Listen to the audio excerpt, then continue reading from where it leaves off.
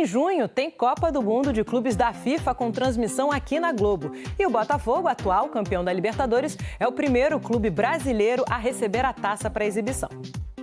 Oi, pessoal, boa tarde, tudo bem? A gente está aqui na comunidade Tavares Bastos, no bairro do Catete, zona sul do Rio, que foi o local escolhido pelo Botafogo para exibir pela primeira vez no Brasil ela, a taça da Copa do Mundo de Clubes da FIFA. Essa taça já passou pela Europa, pela Ásia, pela África, pela Austrália, países que têm times competindo na Copa do Mundo e vai ficar aqui no Brasil até o dia 8 de maio. A festa promovida pelo Botafogo é para a comunidade, com distribuição de brindes, com ações para garotada. Daqui a pouco estão chegando 4 jogadores, o Alex Telles, o Marlon Freitas, o Gregory e o Igor Jesus, mas a grande estrela é ela, uma taça um pouco diferente daquelas do que a gente vê no futebol, foi feita por uma joalheria, ouro 24 quilates, e é uma taça que tem alguns elementos em alusão à história do futebol, com o nome dos 211 países da FIFA, estão inscritos aqui os 211 países filiados. Essa taça sai aqui do Rio de Janeiro, vai para São Paulo, onde vai ser exibida pelo Palmeiras, de lá vai para o México e do México segue para Miami, cidade que vai receber o jogo de abertura da Copa do Mundo no dia 15 de junho.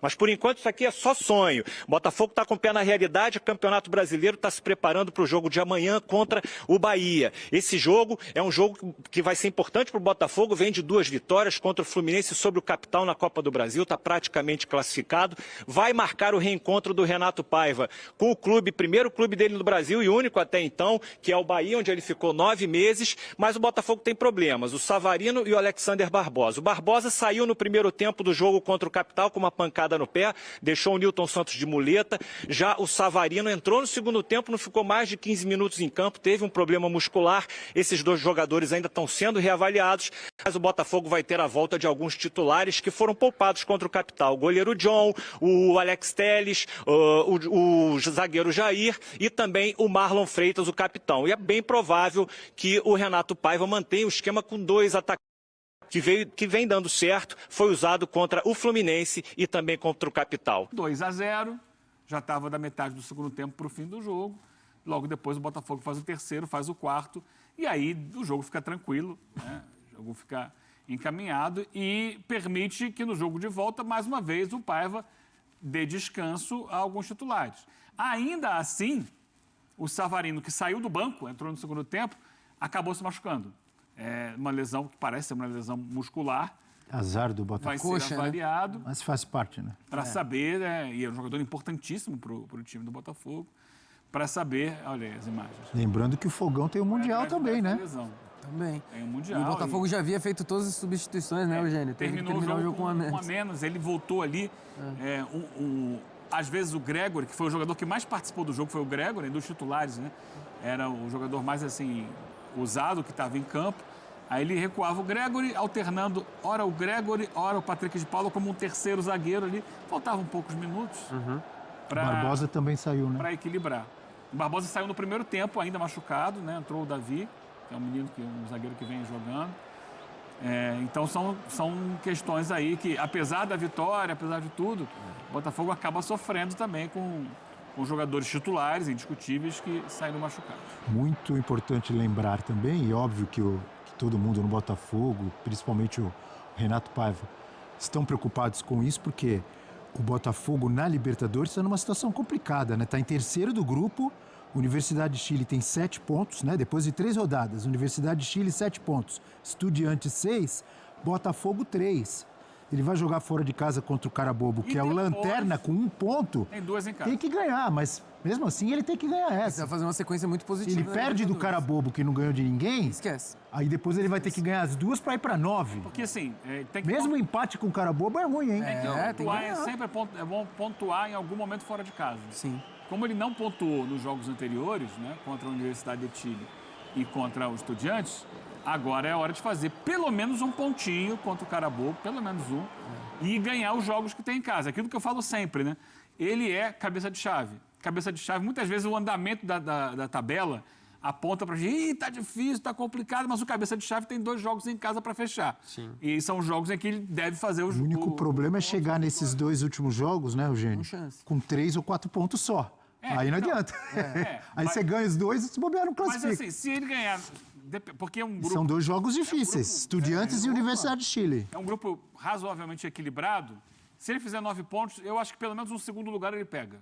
Não sei não, hein? O que ajudou foi a Laú ter perdido ponto no Carabobo, ter empatado o Carabobo. Isso acho que acabou Um tropecinho que sendo não era bem- esperado, né? Porque ela poderia já ter disparado. Até o Leão me passou, repete aqui para mim a sequência. Bahia, fora, Carabobo, fora também, Inter em casa, Estudiantes em casa e Flamengo, é o clássico, o Flamengo mandante, Não tem moleza pra ninguém. só pedreira. E até Tem por moleza, isso... ninguém- a moleza, teoricamente, era ontem. Ele poupou os jogadores, depois vai ter de novo a volta. Acertou muito em poupar, né? Olha a Acertou. sequência. Não, sempre que puder, tem que poupar, gente. E eu não vou entrar mas machucou 2 jogadores importantes. Isso pode acontecer no treino, sabe? Não Claro. é culpa, lógico. Ele não colocou numa situação de risco. Então não é porque esses jogadores entraram. E também era importante fazer o resultado, assim. Lógico, poupar os jogadores era importante, mas você encaminhar uma vitória por 4-0 como foi, querendo ou não, você já consegue dosar ainda mais no jogo de volta. E mais do que mais um jogo, você tem a questão da viagem. Sim. Então isso também era importante. Então não vejo... só para pontuar isso que eu acho que é importante, para não achar que ele teve culpa por uma eventual situação de machucar 2 jogadores titulares, não tem culpa nenhuma. E no caso do Savarino, para mim é mais preocupante, que para mim, na minha opinião, hoje ele é o jogador mais importante do Botafogo. Até mais depois dos que saíram lá, o Almada, o Luiz Henrique. Exatamente por isso, porque você tem Começou pilares. mais ou menos o ano, deslanchou, machucou agora. E assim, até você tem pilares, Marlon Freitas, Gregory, próprio Barbosa, o John, o Igor Jesus, que ainda que tenha caído de rendimento em relação a 2024, mas pensando na questão criativa, o Savarino faz muita diferença nessa equipe titular. Muita. Então, assim, para mim a questão mais preocupante ainda é a dele em meio à sequência tão pesada. Só para pontuar, a gente falava de Libertadores. Ontem teve uma vitória brasileira na Libertadores. Como assim? O Fortaleza ganhou por 3-0. Verdade. Sim, ganhou no tapetão, Ganhou. entre aspas. Ganhou os pontos do Fiquei jogo. pensando, o Eugênio tá maluco? Que jogo nenhum de Libertadores ontem? Teve sim. Teve sim, Eugênio. Fala aí. Sim, porque o resultado é 3-0, não são apenas os 3 pontos. 3 Conta pro pontos saldo, e né? 3 gols no saldo. Isso, por exemplo, equilibra aquela derrota que ele sofreu em casa pro Racing na primeira rodada. Tá certo ou não, até porque é um recorte muito curto, mas essa mudança tática, né, do 4-4-2 do Botafogo, jogando agora com 2 atacantes, já deu certo contra o Fluminense, né, quando fez uma grande... Mais do que a vitória, a atuação, acho que muito boa. Bem, Vicente. Ontem, num outro contexto, muitas reservas, um time bem inferior tecnicamente, mas acho que é um teste interessante, né? Tendo em vista que você perdeu 2 jogadores importantes ali do setor ofensivo, como o Almada, Luiz Henrique, fez o teste, né, com os 3 volantes, com o Patrick de Paula, não vinha dando muito certo essa formação, então acho válido essa tentativa do Paiva no 4-4-2, vamos ver se Será que ele vai dar ter certo. paz agora, Dom? Não Porque sei olha, ainda. lá Com essa do sequência Botafogo é pela exigente, frente, cara. mas não Vamos sei, ver. viu? Mas, pô, ganhar um clássico, vencer por 4-0, independentemente do Porque ninguém fez adversário, isso na ninguém Copa do fez Brasil. isso, O Inter cara. não Teve ganhou. Maracanã, né, que o Inter pegou, o Fortaleza contra o Retrô. O Botafogo Exato. fez o que tinha que fazer e poucos fizeram. Aliás, ninguém goleou assim. Então tá de parabéns o Botafogo e o Renato Paiva, que agora pode, talvez, ter um pouquinho mais de tranquilidade. Muito bem.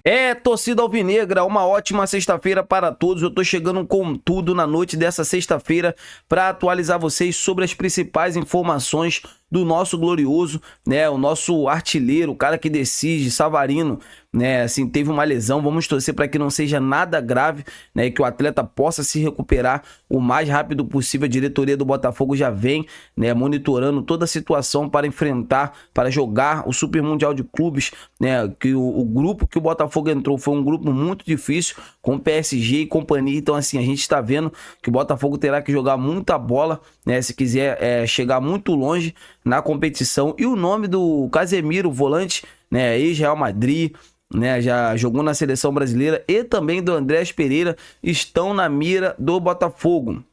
Renato Paiva quer jogadores com muita capacidade técnica, né, entendimento de jogo, para ajudar ainda mais a qualificar o estilo de jogo do Botafogo, para que o Botafogo venha ser uma equipe ainda mais forte, né? Então, assim, a ideia da diretoria do Botafogo é formalizar uma proposta para esse jogador que vocês estão vendo aí na tela, o Casemiro, e também para o Andrés Pereira, que tem o desejo de jogar novamente, né, aqui no futebol brasileiro. Então, eu quero saber de vocês, amigas e amigos, seria uma boa, né, ver o Casemiro, o Andrés Pereira, né, com a camisa do Botafogo, lembrando que o Wendel também chega. Então, assim, quanto mais jogadores bons, né, o Botafogo tiver no setor de meio de campo, a gente viu que quando o Thiago Almada saiu, o próprio Luiz Henrique saiu, a equipe do Botafogo perdeu muito, né, em questão de gols, em questões ofensivas, e vamos torcer que com a chegada desses atletas, o Casemiro, né, mais na marcação para ser ali um substituto do Gregory, né, junto ali com o Alan, né, e o Andrés Pereira para jogar ali na função do próprio Thiago Almada, né, como do Savarino, dos meios de campos, né, que tem o Botafogo. Então eu quero saber de vocês, amigas e amigos, seria uma boa ver esses atletas com a camisa do Glorioso? Deixa aqui nos comentários que eu quero ouvir a opinião de todos vocês. Eu tô indo nessa, fiquem com Deus e até a próxima!